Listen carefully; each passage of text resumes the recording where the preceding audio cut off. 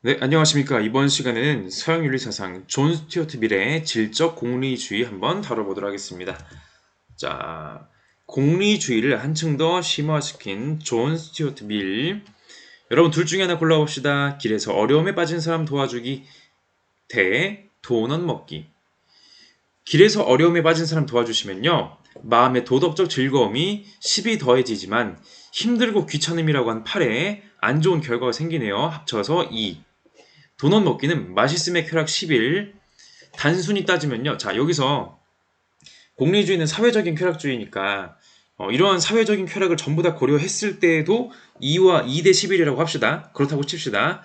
여러분 그럼 뭘 고르시겠습니까? 기본적으로 공리주의자는 이쪽을 고르는 것이 맞는데 앞에 길에서 어려움에 빠진 사람 도와주기. 분명히 쾌락의 총량이 더 작거든요. 그럼에도 불구하고 이쪽을 고르는 경우가 있다는 것입니다. 왜? 단순히 쾌락의 양 말고도 중요한 것이 더 있다는 것을 이미 여러분은 알고 있는 것이에요. 자, 그 얘기 해보실 건데, 존 스튜어트 밀, 이 사람 런던 출생이고요. 스코틀랜드 출신의 철학자이자 역사학자이자 경제학자인 제임스 밀의 장남으로 태어나게 되고요. 자, 제임스 밀은요, 장남이 태어나면서부터 어릴 때부터 교육을 하고자 하는 자기 아들을 정말 뛰어난 사상가로 만들려는 그런 계획을 품습니다. 그래서 가정에서 이루어지는 아버지의 엄격한 영재 교육이 시작이 되고요. 한 사상가를 만들도록 알들이 꾸며져 있는 교육이었다라고 합니다. 실제로 이제 존 스튜어트 밀이 그런 교육을 받아들일 만한 재능이 있었던 것 같아요. 3살 때부터 그리스어, 8살 때 라틴어, 그리스어와 라틴어의 그리스 로마의 그런 고전들을 독파하는 것이죠. 동시에 동생들의 선생님 역할도 했다. 그래서 실제로 거대한 사상가가 됐고 많은 분야에 많은 저술들 남겼고 정치 활동에도 적극적으로 참여했어요. 근데 이제 한편으로는 야 위대한 영재 교육이다라고 부르기도 하고 한편으로는 이거 너무 어릴 때부터 주입식 교육한 거 아닙니까? 뭐 이런 식의 비판도 할 수도 있을 것 같아요. 이제 존 스튜어트 밀 본인은 정작 그 본인의 자서전에서 아버지의 그 헌신에 대한 경의와 감사를 표했다고 합니다. 자, 아버지와 그 지인 벤담으로부터 공리주의 영향을 받았고요. 또래 젊은이들하고 이제 독서 토론했던 모임도 공리주의자 협회다라고 했을 정도라고 하네요. 자, 인생의 슬럼프를 겪었을 때 워즈워스의 시를 통해 극복합니다. 시와 예술, 감수성, 교양 이런 것들로부터 힘을 얻었기 때문에 이러한 단순히 양적으로만 평가할 수 없는 인간의 좀 더 숭고한 정신적인 면모를 강조하는 예술과 문학과 이런 것들을 강조하는 미래 모습을 확인하게 될 것이고요. 그러니까 이런 인생 경험이 있었기 때문에 공리주의를 좀 더 이제 심화시키려는 얘기를 했겠죠. 동인도 회사, 하원 등등에서 일하면서 정치 현실에 적극적으로 참여했다라고 합니다. 자, 존 스튜어트 밀을요, 좀 더 풍성하게 이해하기 위해서는 이 사람의 아내인 해리엇 테일러 밀을 이해할 필요가 있습니다. 이 사람 런던 출생 해리엇 하디가 되겠고요. 아내이기 이전부터 정신적 지주이자 미래 동료입니다. 그래서 우리가 알고 넘어가는 것이죠. 보통 철학자들의 배우자가 누군지 뭐 그런 거 별로 관심 없어요. 근데 그만큼 사상 영향을 줬기 때문에 자, 원래는 해리엇 하디라는 사람이 존 테일러와 결혼해서 해리엇 테일러로 살았거든요. 그러다가 자, 첫 번째 남편과의 결혼 생활 중에도 이제 존 스튜어트 밀과는 지인으로 이제 지냈던 거죠. 자, 첫 번째 아내가 죽은 2년 뒤에 존 스튜어트 밀과 결혼하게 되고 존 스튜어트 밀의 저서는 출간하기 전에 꼭 그녀의 검토를 거친 후에 출간되었다고 합니다. 왜? 그만큼 아내의 지적 능력에 대한 강한 신뢰가 있었기 때문에 그런 것이다. 검토 이제 과정에서 이제 날카로운 질문이라든지 아니면 이제 그런 것들이 있었다는 것이죠. 이게 여성에 대한 미래 관점을 형성하는데 아주 이제 큰 영향을 줬다고 하는데요. 그럴 수밖에 없는 게 당시에는 그 여성은 뭐 특히 뭐 영국 빅토리아 시대뿐만이 아니라 뭐 그랬죠. 여성은 뭡니까? 그냥 뭐 집에서 일하는 거죠. 뭐 정치? 뭐 아닙니다. 영국엔 여왕이 있지 않았나요? 그것은 세속적인 혈통이 왕위 계승 순위가 높아서 여왕이 되는 것이지 그렇다고 해서 정치적으로 막 힘 쓰고 막 그런 존재는 아니죠. 이미 이 시대에는 뭐 정치도 그렇고 가정에서도 그렇고 뭐 권력 같은 거 없습니다. 뭐 투표권도 없고요. 아무것도 없었던 시대에 뭐 여성을 뭐 교육기관에 굳이 보내가지고 배움을 이제 혜택을 받게 한다? 뭐하러 그러냐? 이런 시대의 어떤 것이죠. 이런 시대에 자 이런 아내의 영향을 받아가지고 여성 참정권을 이제 비롯해가지고 여러 가지 운동에 참여하게 되는데 그 얘기 좀 이따 보충해서 읽어보도록 할게요. 자 아내가 병약해가지고 나중에 프랑스에서 이제 요양하다가 죽게 되는데 프랑스 아비뇽에 자, 본인도 나중에 죽은 다음에 아내 옆에 아비뇽이 묻히게 되네요. 이 아비뇽이 옛날에 그 교황이 갔었던 그 아비뇽이기도 하죠, 그죠? 자, 그래서 존 스튜어트 밀 옆에 헬렌 테일러, 이 사람은 딸이죠.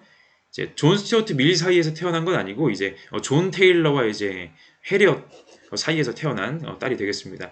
헬렌 테일러도 나중에 그 여성 참정권 운동을 한다고 해요.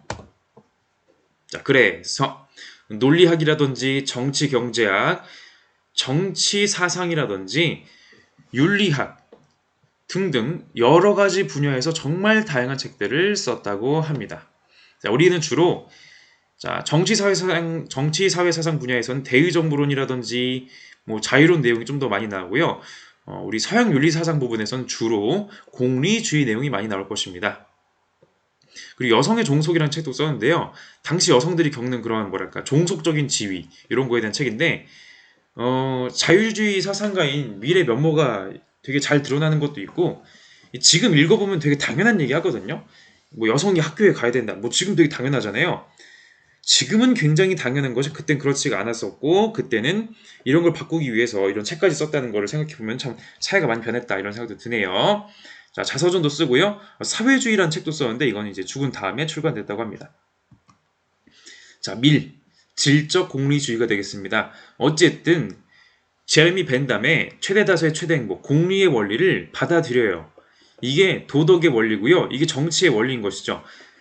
공리주의는 어떤 행동이든 행복을 증진시킬수록 옳은 것이 되고 행복과 반대되는 것을 나을수록 옳지 않은 것이 된다는 주장을 편다. 여기서 행복이란 쾌락 그리고 고통이 없는 것을 뜻한다. 고통으로부터의 자유와 쾌락이야말로 목적으로서 바람직한 유일한 것이며 바람직한 모든 것은 그 자체에 들어있는 쾌락 또는 고통을 막아주고 쾌락을 늘려주는 수단이 되기 때문에 바람직하다는 것이 공리주의의 핵심 명제이다. 그 행위가 바람직한 이유는요. 그냥이 아니라 그 행위가 행복이라고 하는 결과를 증진시키기 때문에 좋은 거예요. 행복이라는 결과, 쾌락주의와 결과주의로서의 공리주의 면모 유감없이 드러납니다. 자, 결과주의 하나 더 봅시다. 물에 빠진 동료를 구하는 사람은 도덕적으로 옳은 행위를 한 것이다. 그의 동기가 의무감인지 아니면 자신의 행위에 대하여 보상받으려는 희망에서인지는 상관없다. 자신을 신뢰하는 친구를 배반한 사람은 나쁜 범죄를 저지른 것이다. 설령 그가 더 큰 의무감에서 다른 어떤 친구를 도우려는 목적으로 그렇게 했다 할지라도 이 사실에는 변화가 없다. 물에 빠진 동료를 구하는 것. 이게 왜 옳다? 옳은 결과를 낳는 것입니다. 뭐 그 사람의 동기가 선의지이고 뭐 그런 건 중요한 게 아니라는 것이죠. 뭐 의무감 뭐 상관없어요. 자, 결과주의로서의 공리주의라는 거. 자, 그런데 기존의 벤담의 공리주의가 양적인 공리주의로서 너무 돼지의 철학 아닙니까? 어떻게 양적으로만 모든 걸 다 파악하려고 하세요? 우정이라든지 뭐 아니면 그런 숭고한 가치들 돼지가 똥 싸는 거랑 뭐가 다릅니까? 당신 논리라면 그런 거 아니에요? 이런 식으로 비판을 합니다. 물론 이제 엄격하게 밀고 나가면은 네 상관없는데요? 이럴 수도 있겠지만은 밀 같은 경우에 달랐어요. 공리주의 돼지의 철학 아니다. 공리주의는 굉장히 상식적인 철학이다라고 얘기하는데 바로 질적인 차이가 있다. 더 훌륭한 쾌락과 덜 훌륭한 쾌락, 우월한 쾌락과 열등한 쾌락의 차이가 있다라고 보았습니다. 쾌락의 질적인 차이도 고려해야 된다. 바로 질적 공리주의. 자, 봅시다. 공리의 원리는 다음과 같은 사실, 즉 어떤 종류의 쾌락은 다른 쾌락보다 훨씬 더 바람직하고 한층 더 가치 있다는 점을 인정한다. 다른 모든 것을 평가할 때는 양과 마찬가지로 질도 고려하는 것이 보통인데 유독 쾌락을 평가할 때만 반드시 양에 의존하라는 것은 불합리하지 않은가. 맛있는 과일을 사려고 해요. 과일을 살 때 과일에 싼 값으로 많이 사는 것도 중요하겠지만 그만큼 더 맛있는 과일, 질적으로 훌륭한 과일 고르려고 하지 않느냐. 쾌락도 마찬가지다. 더 훌륭한 쾌락 있다. 덜 훌륭한 쾌락 있다는 것이에요. 그런 차이가 분명히 있는데 왜 우리가 그걸 생각하지 않았을까? 자, 그래서 뭐다? 높은 수준의 쾌락은 적은 양이라 하더라도 질적으로 낮은 수준의 다량의 쾌락보다 훨씬 우월하다. 그 양적인 걸로는 도저히 범접할 수 없는 근본적인 간극이 있다는 것이에요. 더 훌륭한 쾌락과 덜 훌륭한 쾌락, 우월하거나 열등함의 차이가 있다는 것이고요. 질 높은 쾌락, 예를 들어서 주로 정신적이고 지적인 쾌락을 우리가 질 높은 쾌락이라고 하는데 지성에 의해서 발생되는 쾌락, 상상력이 주는 쾌락, 그리고 도덕적 정서가 주는 쾌락을 바로 질 높은 쾌락이라고 할 수 있겠고요. 질 낮은 쾌락은 뭐다? 당연히 감각적이고 육체적인 쾌락, 식사, 성, 휴식 이런 것들. 자, 식사, 아무리 맛있는 식사가 많이 있다고 할지라도 그런 선택지가 있다 할지라도 지성에 의한 쾌락? 이게 더 좋다. 이게 더 훌륭한 거예요. 성이 주는 쾌락이 아무리 널려 있다고 할지라도 도덕적 정서가 주는 쾌락이 더 훌륭하다는 것입니다. 양이 어떻든지 간에 상관이 없어요. 자, 짐승이 누리는 쾌락을 마음껏 느끼게 해준다고 해서 하급 동물이 되겠다는 사람은 없을 것이다. 자, 질 낮은 쾌락, 식사, 성, 휴식 이건 뭐죠? 짐승도 누리는 쾌락이에요. 짐승도 누리는 쾌락 마음대로 누리게 해주겠습니다. 짐승 하시겠습니까? 햄스터 하시겠어요? 아무도 안 해요. 설령 바보, 멍청이 또는 무례하니 다른 사람들보다 자신의 팔자에 더 만족을 느낀다고 아무리 그럴듯하게 설득하더라도 지성을 갖춘 사람이 바보가 되고 교양이 있는 사람이 무식한 사람이 되며 느낌과 양심을 가진 사람이 이기적이고 저급한 사람이 되려 하지 않을 것이다. 질 높은 쾌락을 누린 사람은요. 아무리 유혹을 해도 굳이 질 낮은 쾌락으로 가려고 하지 않아요. 왜? 그 어마어마한 차이, 건널 수 없는 확고한 차이가 있다는 것을 알기 때문에 그렇습니다. 이걸 다른 말로 뭐라 그런다? 인간으로서의 품위, sense of dignity라고 하는 것이죠. 그래서 중요한 건 어떤 것이 더 질 높은 쾌락이고 어떤 것이 더 질 낮은 쾌락이냐. 물론 아까도 봤던 것처럼 육체적이고 뭐 이런 식으로 분류하는 것도 맞긴 한데 이거를 분류하는 좀 더 근본적인 기준이 있습니다. 합리적인 인간이라면요 누구나 쾌락의 질적 차이 구분할 수 있어요. 쾌락의 수준은 어떻게 판별한다? 이 둘을 자 A라는 쾌락과 B라는 쾌락이 있다 칩시다. 이 두 개의 쾌락을 모두 경험해 본 사람이 합리적인 관점에서 더 선호하는 것. 이게 좀 더 우월합니다. 라고 말하면 그것이 바로 더 수준 높은 쾌락이 되겠네요. 단 합리적인 관점이에요.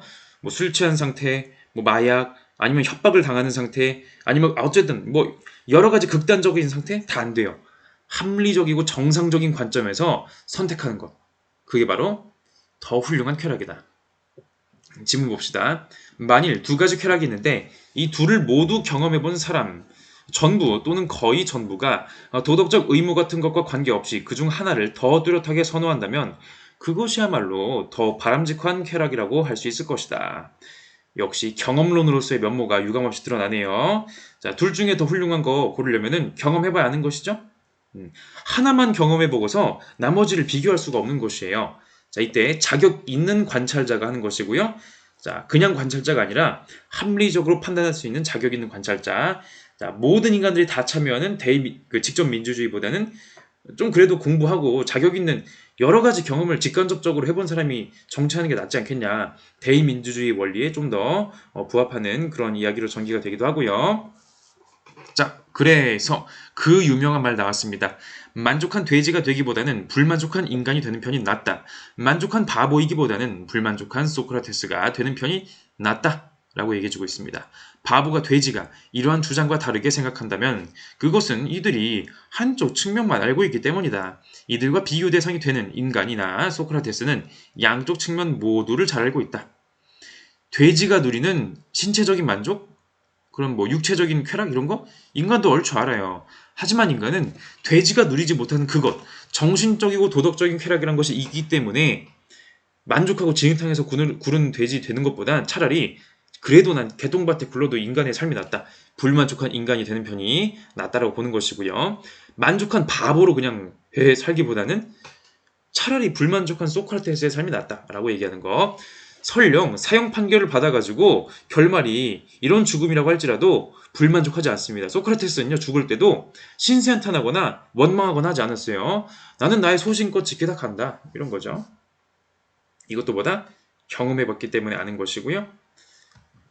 자, 그래서 여기까지가 이제 질적 쾌락주의 기본적인 내용이었고요. 자, 공리주의가 이런 최대 다수의 최대 행복, 공리의 원리, 유용성의 원리가 바로 도덕의 기준이자 정치의 기준이잖아요. 모든 인간은 그렇게 행동을 해야 돼요. 그런데 만약에 그러한 행동을 하지 않는 인간, 다시 말해서 최대 다수의 최대 행복을 위반하는 인간, 개인이 공익을 침해한다면 당연히 뭔가 조치가 취해져야겠죠? 벤담은 뭐라 그런다? 물리적, 도덕적, 정치적, 종교적인 제재를 해야 된다라고 얘기해주고 있고요. 밀 같은 경우에는요.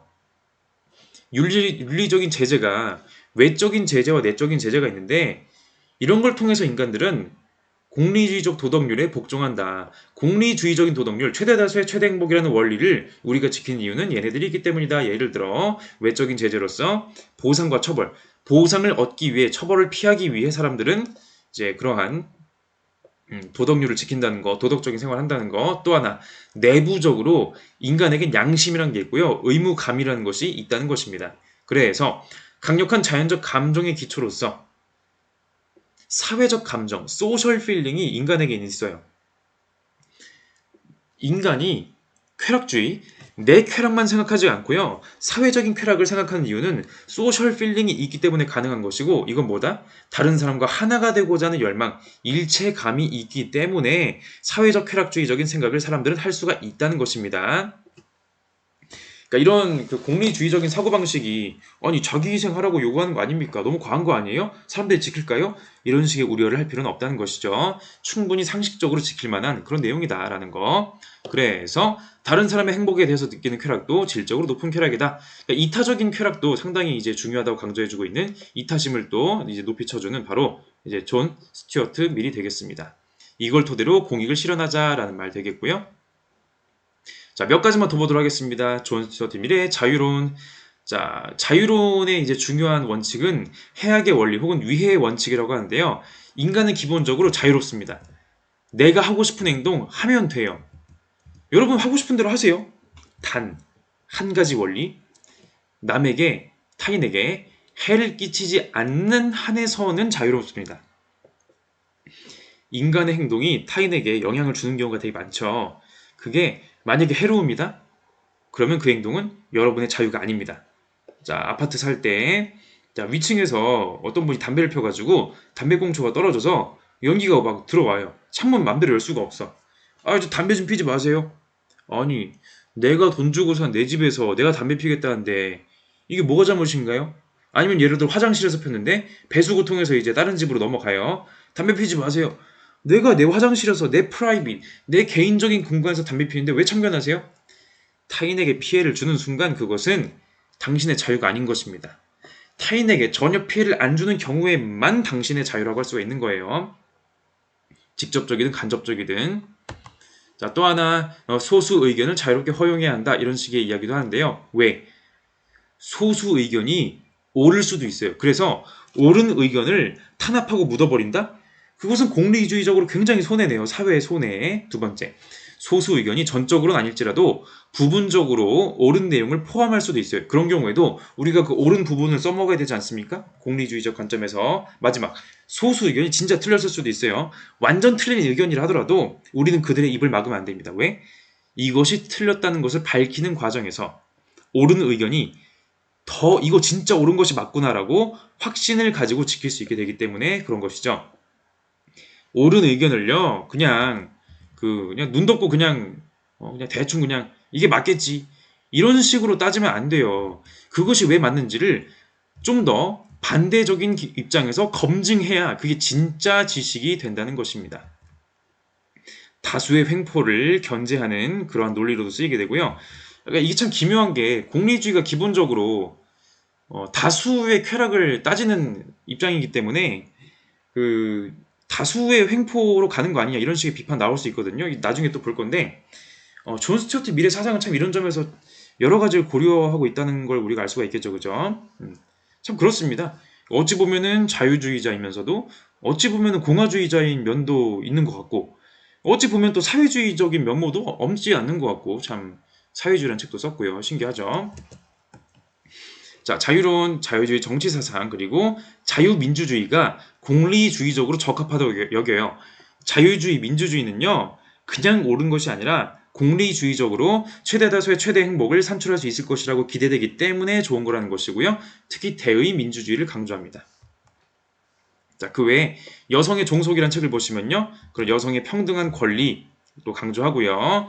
여성의 참정권, 실질적인 사유재산권, 가정에서의 권리가 없던 시절이죠. 그래서 이런 존 스튜어트 밀을 비롯해서 이제 다양한 여성 참정권 운동가들이 운동을 하면서 영국의 여성 참정권이 이제 확립이 되는 언제? 1918년에 돼서야 1928년이 돼서야 21세 이상부터 가능해지는 것이죠. 자, 그 여성을 위한 그 투표권 시위한 장면들, 여성 투표권을 위해서 행진했던 그런 영국의 역사가 있었죠. 옛날에는 그런 그 여성 참정권 운동가들을 좀 조롱하던 그런 분위기도 있었거든요. 이제 뭐 이런 거죠. 안티 서프라젯 카툰, 이제 1908년 카툰인데, 자, 와일, 자, 이 The Act of Voting. 투표권 운동하는 도중에 이 존스 부인 생각났다. 뭐가? 아차. 그녀가 케이크를 오븐에다 놓고 왔구만. 공적인 일 하다가 여자는 뭐다? 집에 본인 급한 일 생기면 그냥 뛰어가는 거예요. 여자는 공적인 일 하기에 적합하지 않다. 뭐 이런 식으로 이제 비아냥거리는 그런 뭐랄까 카툰인 거죠, 그죠? 자, 그 외에도 뭐 여러 가지가 있었는데요. 어쨌든 뭐 그거 아세요? 그 사우디아라비아가 2015년에 여성 참정권을 인정해 줬거든요. 투표권을. 이때 옛날에 빌 게이츠였나? 누가 이제 사우디를 방문해 가지고 이제 어떤 조언을 하냐면은 인구의 절반에 해당하는 여성을 활용하지 않는다는 것은 사회에 큰 손해다라는 얘기합니다. 여성의 절반에 사회 진출 기회를 막고 그들의 재능을 펼칠 기회를 막는다? 이건 사회의 손해다. 이거 따지고 보면 굉장히 공리주의적인 발상 아닙니까? 공리주의적으로 여성 참정권 운동에 또 한마디를 하게 되는 것이죠. 자, 근데 문제가 있습니다. 질적 공리주의. 자, 질적 공리주의는요, 쾌락주의로서의 공리주의를 보완하려고 나온 사상인데, 이거 진짜 공리주의 맞아? 혹은 이거 진짜 쾌락주의 맞아? 이런 식의 비판을 받을 수가 있어요. 자, 뭐다? 쾌락의 질을 나누는 상위의 기준을 추가로 전제하고 있지 않은가? 더 훌륭한 쾌락과 더 열등한 쾌락이 있습니다. 이때 훌륭한 쾌락과 열등한 쾌락을 나누는 기준은 쾌락 이외에 다른 걸 제시하고 있는 거 아닙니까? 누군가의 선택이라는 거. 그럼 그 사람은 왜 그걸 선택하는데요? 쾌락보다 더 상위의 원리가 있기 때문에 쾌락들을 나누는 거 아닙니까? 이런 식의 비판 가능하고요. 물론 거기에 대해서 대응하기도 합니다. 자, 두 번째, 자격을 갖춘 관찰자들의 공정한 선호라고 얘기했었는데 이것은 쾌락주의적인 공리주의가 아니라 선호 공리주의가 아니십니까? 라고 이제 비판하는 부분. 자, 선호 공리주의가 뭔가요? 그거는 다음 시간에 보도록 할 거예요. 그래서 여기까지가 고전적 공리주의자로서 존 스튜어트 밀 그리고 제레미 벤담까지의 이야기였고요. 존 스튜어트 밀과 제레미 벤담의 이야기는 실제로 사회를 많이 바꿔놨습니다. 법과 뭐 제도와 사람들의 생각까지. 그 이후에 변화하는 공리주의 내용들, 공리주의에 대한 아주 심층적인 비판의 내용들, 다양한 비판들 다뤄보는 시간, 다음 시간 가져보도록 하겠습니다.